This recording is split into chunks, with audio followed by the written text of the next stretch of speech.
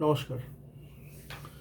আচ্ছা, আমরা বন্ধুরা তোমরা দেখবে আমরা যখন প্রভিডেন্ট ফান্ড নিয়ে আলোচনা করি, অনেক রকম আলোচনা করি। আমাদের প্রভিডেন্ট ফান্ড কীভাবে জমা হয়, বা আমাদের প্রভিডেন্ট ফান্ডটা কিসের জন্য তৈরি করা, বা প্রভিডেন্ট ফান্ড কেন সেন্ট্রাল গভর্নমেন্ট আমাদের জন্য একটা যে কোনো এমপ্লয়ির জন্য প্রভিডেন্ট ফান্ড কেন চালু করেছে, সব রকম আমরা আলোচনা করি। কিন্তু আমি আজকে যে ক্লাসটা করছি বা আজকে যে ভিডিওটা করছি, যে বক্তব্যটা আজকে এখানে রাখবো, এই টপিক্সটা কিন্তু বেসিক্যালি যারা এডুকেটেড, মানে যারা অ্যাকাউন্টসের সাথে জড়িত তাদের জন্য নয়। এটা কিন্তু একটা নলেজ, এটা কিন্তু একটা বেসিক আইডিয়া যেটা হওয়া দরকার প্রত্যেকটা এমপ্লয়ির জন্য, যারা সার্ভিস সেক্টরে আছো, বিশেষ করে যারা এমপ্লয়ি, যারা বিশেষ করে যাদের প্রভিডেন্ট ফান্ড আছে, যাদের স্ট্যাটুটরি কিছু অব্লিগেশনস ডিডাকশনস হয় স্যালারি থেকে, তাদের একটা নলেজ থাকা দরকার। আমি বলছি না প্রত্যেকের জন্য এটা নলেজ থাকাটা ম্যান্ডেটারি, কিন্তু জানা দরকার। যেহেতু স্যালারি থেকে একটা টাকা কাটা যায়, সেই যে স্যালারিটা আমাদের যে পিএফটা কাটা যায়, সেই পিএফটা আমাদের কি, মানে অ্যাকচুয়ালি আজকের টপিক্সটা যেটা আলোচনা করব সেটা হচ্ছে আমাদের জানতে হবে, আমাদের জানা উচিত যে প্রভিডেন্ট ফান্ড, আমরা যে প্রভিডেন্ট ফান্ড নিয়ে আলোচনা করি, আমরা অনেকেই হয়তো জানি না। মানে আমাদের ধরো, আমি শিওর, আমি অন্তত আমাদের 60% লোক কিন্তু মানুষ কিন্তু চট করে বলতে পারবে না প্রভিডেন্ট ফান্ড কত রকমের হয়। এই types of provident fund account, কিন্তু চট করে, মানে আমরা যদি কাউকে জিজ্ঞেস করি, কেউ কিন্তু চট করে এটা থিওরিটিক্যালি তোমাদের কোনো অ্যান্সার কিন্তু দিতে পারবে না। যারা গভর্নমেন্ট সেক্টর এমপ্লয়ির সাথে যাদের যোগাযোগ আছে, বা যারা একজন ধরো কোনো বন্ধুবান্ধব, যারা একটা গ্রুপ আছে যেখানে গভর্নমেন্ট সেক্টর এমপ্লয়ি আছে, তার মধ্যে কেউ গভর্নমেন্ট সেক্টরে কাজ করে, কেউ প্রাইভেট সেক্টরে কাজ করে, বা কেউ চাকরি করে না, বা এমনি জাস্ট প্রভিডেন্ট ফান্ডে কিছু টাকা রাখতে চায়, এই ধরনের সমস্ত গ্রুপের মধ্যে যদি কেউ থাকে, ভ্যারাইটিস যদি থাকে, তখন কিন্তু আমরা কিছুটা ধারণা করতে পারবো, যদি আমাদের মধ্যে অ্যাকাউন্টসে আলোচনা হয়ে থাকে বিভিন্ন আলোচনার মাঝখানে, যে প্রভিডেন্ট ফান্ড কত রকমের হয়। তো আজকের এই টপিক্সে আমি তোমাদেরকে বোঝাবো, যে তোমাদেরকে বলবো, শুরু করব ক্লাসটা, যে এই যে আমাদের প্রভিডেন্ট ফান্ড যে অ্যাকাউন্টটা আছে পিএফের ক্ষেত্রে, মানে এই যে অ্যাকাউন্টটা যেখানে স্যালারি থেকে যে আমাদের টাকাটা কেটে প্রভিডেন্ট ফান্ডে জমায় এবং এমপ্লয়ার সেম কন্ট্রিবিউশন আমাদের হয়ে করে। তো এই প্রভিডেন্ট ফান্ড অ্যাকাউন্ট অ্যাকচুয়ালি কী ধরনের অ্যাকাউন্ট? আমরা প্রাইভেট সেক্টরে কাজ করি, মিশনারি স্কুলে কাজ করি, প্রাইভেট সেক্টরে ডিরেক্টে, এটা গভর্নমেন্ট এমপ্লয়ি না, গভর্নমেন্টের থেকে আমাদের কোনো হেল্প আসে না। তো যাই হোক, তো আমাদের প্রভিডেন্ট ফান্ডটা কী এবং অ্যাকচুয়ালি প্রভিডেন্ট ফান্ড কত রকমের হয়, সেই নিয়ে আজকে কিন্তু আলোচনা করব। ঠিক আছে? তো বেসিক্যালি আমি যদি বলি, থিওরিটিক্যালি আমি যদি বলি, প্রভিডেন্ট ফান্ড কিন্তু 4 রকমের হয়। প্রভিডেন্ট ফান্ড 4 রকমের হয়। There are 4 types of provident fund. There are 4 types of provident fund prevailed or available in our country. সব থেকে যেটা পুরনো প্রভিডেন্ট ফান্ড, সব থেকে যেটা জেনারেল প্রভিডেন্ট ফান্ড, যেটা অ্যাকচুয়ালি প্রভিডেন্ট ফান্ড হয়ে আসছে এত বছর, অনেক বছর ধরে, যেটা বেসিক্যালি জাস্ট মানে প্রভিডেন্ট ফান্ড বলতে যেটা বোঝায় বেসিক্যালি অ্যাকাউন্টসের ভাষায় বা অ্যাকাউন্টিংয়ের নর্মসের আন্ডারে বা স্ট্যাটুটরি নর্মসের ক্ষেত্রে, সেইটা কিন্তু আমরা যে প্রভিডেন্ট ফান্ডের প্রাইভেট সেক্টরে যে প্রভিডেন্ট ফান্ড কাটা হয়, সেই প্রভিডেন্ট ফান্ড কিন্তু সেটা নয়। সেটাকে বলা হয় হচ্ছে ফার্স্ট ক্যাটাগরি, যেটা একদম মানে একদম যেটা নর্মাল যে প্রভিডেন্ট ফান্ড, সেটাকে আমরা বলি statutory provident fund. Statutory provident fund number 1 একটা হচ্ছে স্ট্যাটুটরি প্রভিডেন্ট ফান্ড, যেটা হচ্ছে সব থেকে নর্মাল এবং সব থেকে পুরনো যেটা। সেকেন্ড হচ্ছে, নেক্সট আসছে যেটা, সেটা আমরা যেটার মধ্যে পড়ি, যারা প্রাইভেট সেক্টর এমপ্লয়িজ, তা সেটা হচ্ছে রেকগনাইজড প্রভিডেন্ট ফান্ড। আর নাম্বার 3 হচ্ছে আনরেকগনাইজড প্রভিডেন্ট ফান্ড। ঠিক আছে? আর নাম্বার 4 হচ্ছে যারা সার্ভিস না করলেও যারা করতে পারে, সেটা হচ্ছে public provident fund. Public provident fund, তাহলে আমি 4 রকমের আমাদের প্রভিডেন্ট ফান্ডস আছে। একটা হচ্ছে, এটা কিন্তু ট্যাক্সেশনের ক্ষেত্রেও এটা কিন্তু জানা জরুরি আছে। ঠিক আছে?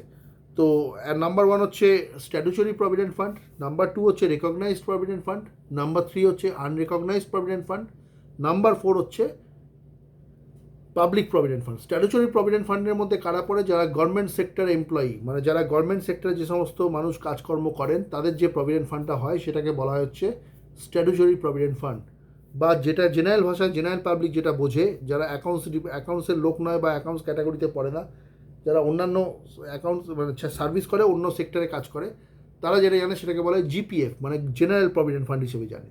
ঠিক আছে? তো এই থিওরিটিক্যাল ব্যাপারটাকে জানা দরকার প্রত্যেকের। তো যারা গভর্নমেন্ট সেক্টর এমপ্লয়িজ বা যারা ধরো ইউনিভার্সিটিজ আছে বা রেকগনাইজড এডুকেশনাল ইনস্টিটিউশনস আছে বা রেলওয়েজ এটসেট্রা, যা তাদের যে প্রভিডেন্ট ফান্ডটা জমা হয় সেখানে যারা যে সমস্ত এমপ্লয়িরা আছে সেইটাকে বলা হয় হচ্ছে স্ট্যাটুটরি প্রভিডেন্ট ফান্ড। তাহলে স্ট্যাটুটরি প্রভিডেন্ট ফান্ড কাকে বলে? আমি একটা জিস তৈরি করেছি, আমি একটা নোট তৈরি করেছি, সেই নোটটা তোমরা পারলে লেখো, নোট ডাউন করো, আমি সেটা তোমাদের পড়ে শোনাচ্ছি। সেটা হচ্ছে যে স্ট্যাটুটরি প্রভিডেন্ট ফান্ড হচ্ছে this scheme is basically set up under the Provident Fund Act 1925, যেটা আমি বললাম বহু বছর আগে যে প্রভিডেন্ট ফান্ড যে নলেজটা তৈরি হয়েছে বা প্রভিডেন্ট ফান্ড যেটা গভর্নমেন্ট যেটা ভারতবর্ষের স্বাধীনতার আগে যে প্রভিডেন্ট ফান্ডের যে অ্যাক্ট অনুযায়ী যেটা একটা তৈরি করা হয়েছে সেটা হচ্ছে স্ট্যাটুটরি প্রভিডেন্ট ফান্ড। কি স্ট্যাটুটরি প্রভিডেন্ট ফান্ড? সেটা হচ্ছে the scheme is set up under the provident fund act 1925। ঠিক আছে? It is meant for government employees. It is basically meant for government employees, universities which are under government government racket, recognized educational institutions. Recognized educational institutions কিন্তু গভর্নমেন্টের একটা তার একটা সবসময় গভর্নমেন্টের একটা ছত্রছায়ার মধ্যে তৈরি করে একে বলে রেকগনাইজড এডুকেশন ইনস্টিটিউশনস। তারপরে রেলওয়েজ এটসেট্রা, মানে এগুলো উদাহরণ। মানে আমি কি বললাম, it is mean for government sector employees, হ্যাঁ, universities, recognised educational institutions and railways etcetera. এরা কিন্তু এখানে যে প্রভিডেন্ট ফান্ডটা কাটা হয় এমপ্লয়িজদের থেকে বা প্রভিডেন্ট ফান্ডের যে ফেসিলিটি আছে সেই প্রভিডেন্ট ফান্ডের ফেসিলিটিকে বলা হয় স্ট্যাটুটরি প্রভিডেন্ট ফান্ড। এটা হচ্ছে নাম্বার 1 ক্যাটাগরিতে পড়ে। হ্যাঁ, it is also known as in general general provident fund, GPF, যাকে আমরা বলি জিপিএফ। স্ট্যাটুটরি প্রভিডেন্ট ফান্ডকে আমরা কি বলতে পারি? জিপিএফ, মানে জেনারেল প্রভিডেন্ট ফান্ডও বলতে পারি। General provident fund which is main for the government employees, government sector employees, যারা গভর্নমেন্টের সেক্টরে যারা কাজ করে তাদের যে প্রভিডেন্ট ফান্ডটা হয় টোটালি কিন্তু এটা আলাদা। আমরা যারা সার্ভিস মানে যারা প্রাইভেট সেক্টরে যারা কাজ করি তাদের ক্ষেত্রে কিন্তু তাদের সঙ্গে কিন্তু এই প্রভিডেন্ট ফান্ডটা টোটালি কিন্তু আলাদা। তাহলে কি বললাম, গভর্নমেন্ট সেক্টর এমপ্লয়িরা যে প্রভিডেন্ট ফান্ডের ফেসিলিটি পায়, তাদের যে অ্যাকাউন্ট থেকে তাদের যে স্যালারি থেকে যে প্রভিডেন্ট ফান্ডটা কাটা হয় সেই প্রভিডেন্ট ফান্ডটাই কিন্তু বলা হয়, সেটা জমায় কোথায়? সেটা হচ্ছে স্ট্যাটুটরি প্রভিডেন্ট ফান্ডে জমায় বা জিপিএফে জমায়, যাকে বলা হয় general provident fund. The government revives the interest rates of general provident fund from time to time, যেটা ইন জেনারেল যেটা হয়ে থাকে বছরের একটা সময় তারা ইন্টারেস্ট রেটটাকে রিভাইভ করে, হয় সমান থাকে, অনেক সময় হয়তো কমেও যেতে পারে আনফর্চুনেটলি, বা তারা বাড়াতেও পারে, রিভাইভ করে। The government revives the interest rates of general provident funds from time to time. ঠিক আছে? Private sector employees, definitely private sector employees মানে এটা হচ্ছে common sense, private sector employees are not eligible to contribute to the general provident fund. তুমি private sector এমপ্লয়িজরা তো government service করেই না, তো সেখানে কী করে তারা, তাও আমি এটা লিখেছি তার কারণ হচ্ছে এটা তোমাদের বোঝার জন্য। Private sector employees are out of this general provident fund racket. Private sector employees are out of this general provident fund racket. ঠিক আছে? এখানে কিন্তু প্রাইভেট সেক্টর এমপ্লয়িরা কিন্তু কোনো কিছু কন্ট্রিবিউশন কিন্তু করতে পারে না। নেক্সট আসছে কি নাম্বার 2 আসছে, আমি এটা গেল হচ্ছে স্ট্যাটুটরি প্রভিডেন্ট ফান্ড বা জিপিএফ নিয়ে আলোচনা করলাম, যেটা it is basically meant for the government sector employees. Next আসছে রেকগনাইজড প্রভিডেন্ট ফান্ড কাকে বলে? The provident fund act 1952, the provident fund act 1952 applies to all establishments employees. যে কোনো কোম্পানিকে তাদেরকে প্রভিডেন্ট ফান্ডে statutory as per statutory compliance, তাদের কিন্তু 20 জনের বেশি যদি কোনো অর্গানাইজেশনে যদি এমপ্লয়ি থাকে তাদের কিন্তু they must register under EPF act 1952। ঠিক আছে? The provident fund act 1952 applies to all establishments employing 20 or more employees. Minimum 20 জন হতে হবে বা 20 জনের বেশি যদি এমপ্লয়িজ হয় অবশ্যই তাদেরকে কিন্তু প্রভিডেন্ট ফান্ডে রেজিস্টার হতে হবে, তাদের প্রভিডেন্ট ফান্ড ক্রিয়েট করতে হবে প্রত্যেকটা মেম্বারের জন্য। ঠিক আছে? যদি তারা পেরোল স্টাফ হয় বা যদি ক্যাজুয়ালও যদি দিতে চায় দিতে পারে, সেটা কোম্পানির উপর ডিপেন্ড করছে। The establishments covered under the scheme can join the government approve scheme and start their own provident fund by forming their trust. ঠিক আছে? The establishments covered under the scheme the establishment covered under the scheme can join the government approved scheme. এই স্কিমটা কিন্তু গভর্নমেন্টের approve করা, এই স্কিমটা কিন্তু গভর্নমেন্ট সেক্টর এমপ্লয়ীদের জন্য জিপিএফ আছে গভর্নমেন্টের, এটা ডেফিনেটলি, এটা তো গভর্নমেন্ট প্রভিডেন্ট ফান্ড ডেফিনেটলি গভর্নমেন্টের, তো সব কিছুই গভর্নমেন্টের, কিন্তু এটা কিন্তু বেসিক্যালি গভর্নমেন্টের জন্য করা নয়, গভর্নমেন্ট সেক্টর এমপ্লয়িজের জন্য। এটা হচ্ছে যারা মানে প্রাইভেট সেক্টর এমপ্লয়িজ তাদের জন্য কিন্তু এই জিপিএফ এই রেকগনাইজ প্রভিডেন্ট ফান্ডটা করা, বা EPF. EPF act under EPF act 1952, the establishments covered under the scheme can join the government approved schemes or start their own provident fund scheme by forming their trust. তাদের একটা trust থাকতে হবে, তাদের কিছু মানে complication, তাদের কিছু ডকুমেন্টেশনস তৈরি করতে হবে এই প্রভিডেন্ট ফান্ড স্কিমের আন্ডারে নিজেদেরকে রেজিস্টার করার জন্য, ঠিক আছে। The establishments can join the government approved scheme set up under the Provident Fund Act 1952, a recognized provident fund, ঠিক আছে, একে বলা হয় the recognised provident fund. Alternatively, the establishment's employer and employee can create a provident fund scheme by forming a trust, and funds are invested as per the rules prescribed under the PF Act 1952, ঠিক আছে। এইটা গেল হচ্ছে recognized provident fund. এবার next হচ্ছে আনরেকগনাইজড provident fund. এবার আনরেকগনাইজড provident fund কাকে বলে, যেটা নিয়ে আমরা সচরাচর কিন্তু আলোচনা খুব একটা করি না, সেটা হচ্ছে যে if the commissioner of income tax does not approve the provident fund scheme created by the employer, মানে প্রভিডেন্ট মানে ইনকাম ট্যাক্সের যে অ্যাক্ট আছে, বা commissioner of income tax, head of the department commissioner of income tax যদি এটাকে কোনো provident ফান্ডের কোনো স্কিমকে যেটা এমপ্লয়ার ক্রিয়েট করেছে সেটাকে যদি তারা অ্যাপ্রুভ না করে, if the commissioner of income tax does not approve the provident fund scheme created by the employer and employee as mentioned above, যেটা বললাম, then such scheme is an unrecognised provident fund, ঠিক আছে। Certain tax benefit কেন আনরেকগনাইজ কেন বলছি, এখানে কিন্তু tax benefits কিন্তু পাওয়া যাবে না। আনরেকগনাইজ প্রভিডেন্ট ফান্ড যদি হয়, যদি এটা ইনকাম ট্যাক্স ডিপার্টমেন্ট যদি অ্যাপ্রুভ না করে, কমিশনার ইনকাম ট্যাক্স বা ইনকাম ডিপার্টমেন্ট যদি অ্যাপ্রুভ না করে সেই প্রভিডেন্ট ফান্ডটা যেটা এমপ্লয়ার ক্রিয়েট করেছে, ঠিক আছে, সেইটার ক্ষেত্রে কিন্তু কোনো ট্যাক্স বেনিফিট পাওয়া যাবে না বলেই তাকে কিন্তু আমরা রেস্ট্রিক্টেড বলি, তাদেরকে আমরা বলি এই ধরনের প্রভিডেন্ট ফান্ডকে আমরা বলি আনরেকগনাইজড প্রভিডেন্ট ফান্ড। বোঝা গেল? যেমন এখানে আমি যেটা বললাম, আমি এটা থিওরিটিক্যালি বলছি, then such scheme is an unrecognised provident fund, the certain tax benefits are restricted only to the recognised provident funds. সেটা কিন্তু যারা, ধরো আমরা যেটা প্রাইভেট সেক্টরে কাজ করি, আমাদের যে প্রভিডেন্ট ফান্ডের যে ফেসিলিটিটা আমাদের যে ডিডাকশন হয় ট্যাক্সেবল ইনকাম থেকে যেটা হয়, সেটা কিন্তু রেকগনাইজড প্রভিডেন্ট ফান্ড, যেটা গভর্নমেন্টের কিন্তু অ্যাপ্রুভ, মানে যেটা ইনকাম ট্যাক্সের রুল অনুযায়ী যেটা অ্যাপ্রুভ করা, তাকে বলা হয় রেকগনাইজড প্রভিডেন্ট ফান্ড। আর আনরেকগনাইজড প্রভিডেন্ট ফান্ডে কিন্তু কোনো ফেসিলিটি কিন্তু ইনকাম ট্যাক্স ক্যালকুলেশনের ক্ষেত্রে তার থেকে কিন্তু কোনো ডিডাকশনস বা ট্যাক্স এক্সেমশন ফেসিলিটি কিন্তু পাওয়া যাবে না, ঠিক আছে। সেই জন্য তাকে আমরা বলছি unrecognised provident fund. And last but not the least যেটা আছে, যেটা একদম সাধারণ পাবলিকের জন্য, যারা চাকরি করে বা না করে সেটাতে তাদের কিছু যায় আসে না, সেটাকে বলা হচ্ছে public provident fund. Public provident fund হচ্ছে সবার জন্য, যারা গভর্নমেন্ট সেক্টরে এমপ্লয়ি তাদের জন্য পাবলিক প্রভিডেন্ট ফান্ড হতে পারে, যারা প্রাইভেট সেক্টরে এমপ্লয়ি তাদের জন্য পাবলিক প্রভিডেন্ট ফান্ড হতে পারে, যারা প্রাইভেট সেক্টর এমপ্লয়ি না, বা যারা গভর্নমেন্ট সেক্টর এমপ্লয়ি না, বা যারা কোনো এমপ্লয়ি না, তাদের ক্ষেত্রেও কিন্তু পাবলিক প্রভিডেন্ট ফান্ড হতে পারে। পাবলিক প্রভিডেন্ট ফান্ড পিপিএফ কিন্তু যে কোনো কেউ অ্যাকাউন্ট খুলতে পারে, ঠিক আছে। এতে কোনো ইয়ে নেই, প্যান কার্ড আধার কার্ড অবশ্যই লাগে, বা যে যাই হোক কিছু ডকুমেন্টস লাগে। তো as the name suggest, this fund was establish for the general public, যেটা আমি একটু আগে বললাম। জেনারেল পাবলিকের জন্য গভর্নমেন্ট কী করেছে, তাদেরকে ডিপ্রাইভ না করার জন্য সাধারণ পাবলিক যারা সার্ভিস করে না, বা যারা সার্ভিস করলেও করতে পারে, তাদের জন্য একটা স্কিম খুলে রেখেছে প্রভিডেন্ট ফান্ডের তরফ থেকে, সেটা হচ্ছে public provident fund for general public. As the name suggest, the fund was established for the general public. Any person can contribute to this scheme by opening a public provident fund account with an authorized bank, এবং সব ব্যাংকের সঙ্গে কিন্তু সব bank কিন্তু public provident ফান্ডের জন্য allowed না বা অথরাইজ না।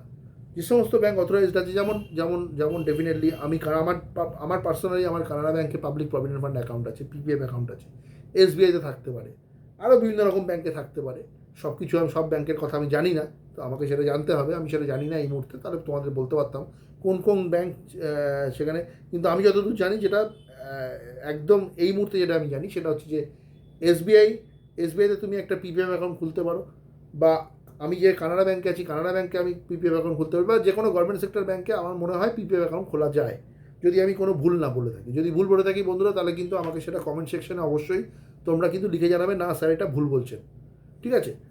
তো পাবলিক প্রভিডেন্ট ফান্ডটা বেসিক্যালি ফর জেনারেল পাবলিক, যে কোনো কেউ একটা পাবলিক, যে একজন যিনি কোনো রোজগার খুব একটা করেন না, বা একটা হাউস ওয়াইফ বলতে পারেন, বা কোনো চাকরি বাকরি করছেন না, বা এমনি ব্যবসা করছেন বা কিছু, সেটাও তাহলেও সেও কিন্তু একটা পিপিএফ অ্যাকাউন্ট করতে পারে, যে কেউ অ্যাকাউন্ট করতে পারে। This public provident fund means for general public, ঠিক আছে? Any person can contribute to this scheme by opening a public provident fund account with an authorised bank. যে অথরাইজড ব্যাঙ্ক, যাদের পাবলিক প্রভিডেন্ট ফান্ডের facility আছে, তারা যে কোনো ব্যাঙ্কে গিয়ে কিন্তু একটা পিপিএফ এর অ্যাকাউন্ট খুলতে পারে। এবং the person can deposit minimum 500 টাকা তাকে বছরের সাথে দিতে হবে।